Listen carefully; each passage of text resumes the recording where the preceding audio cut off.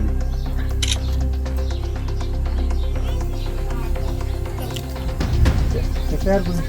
Copy పంపి నిన్న అయింది. సార్ ఏమనంటే రాసిచ్చినాక నేను దర్యాప్తు చేసినాకనే చేస్తానని చెప్పిండు. చెప్తే మేము అక్కడికి వెళ్ళొచ్చి నిన్న కేసు అయింది.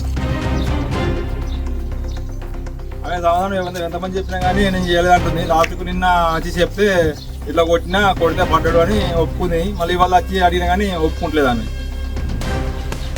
తనంతరాన్ని కొట్టుకుంటని చెప్తే వీళ్ళందరూ ఇంతకుముందు ఎంఆర్ఓ అదే ఎస్ఐ వచ్చినా కానీ వాళ్ళకు కూడా ఏం చెప్పలేదు.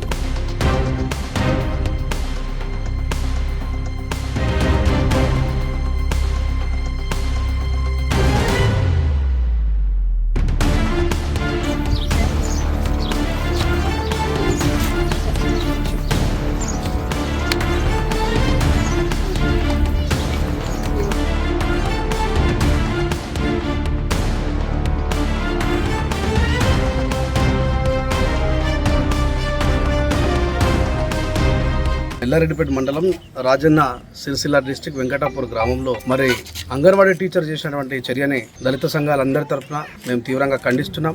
మరి పాత ప్రభుత్వం మారిన తర్వాత వచ్చినటువంటి కొత్త ప్రభుత్వంలో తరచుగా ఎదురవుతున్నటువంటి సంఘటన ఏంటంటే ఎస్సీ ఎస్టీ అట్రాసిటీ కేసులో 41 CRPS నోటీసులు ఇవ్వడం, బాధితులకి అండగా నిలబడాల్సినటువంటి రక్షణ యంత్రాంగం కూడా హింసించే వారికి అండగా నిలబడే పరిస్థితులు కనబడుతుంది. మరి చిన్న పిల్లగాన్ని ఘోరంగా కొట్టి ఆల్మోస్ట్ 75% కన్ను పోయినంత పని అయింది.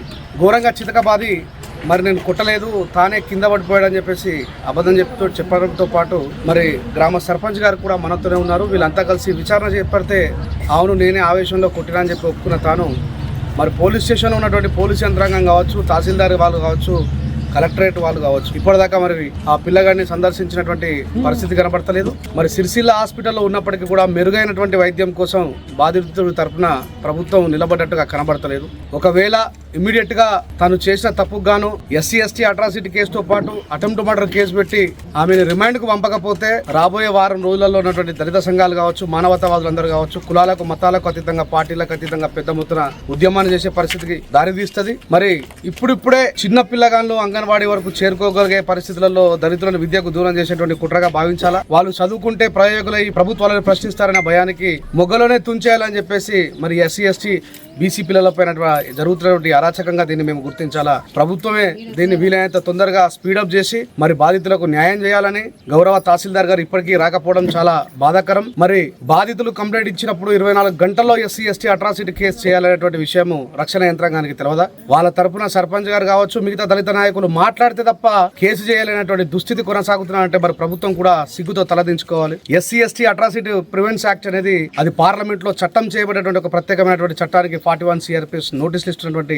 రక్షణ యంత్రాంగం కూడా సిగ్గుపడాలి. పసిపిల్లల్ని కాపాడే పరిస్థితి లేనటువంటి ప్రభుత్వం అని చెప్పి ప్రభుత్వాన్ని నిందించాలని చెప్పేసి నేను తెలియజేస్తూ రాబోయే వారం రోజుల లోపల 41 CRPS నోటీసులు అనేటువంటి సాకు చూపించకుండా రిమాండ్ కు తరలించకపోతే తనని సస్పెండ్ చేయడమే మాకు న్యాయం కాదు. మరి చిన్న పిల్లల్ని కూడా ఇది ఒక ప్రత్యేకమైనటువంటి యాక్ట్, చిన్న పిల్లల చైల్డ్ అబ్యూస్ కేసు కింద కూడా దీన్ని బుక్ చేయాలని చెప్పేసి నేను రాజ్యాంగ రక్షణ దళ తరఫున ఇంకా చాలా మంది దళిత సంఘాల అందరి తరఫున మేము డిమాండ్ చేస్తా ఉన్నాం.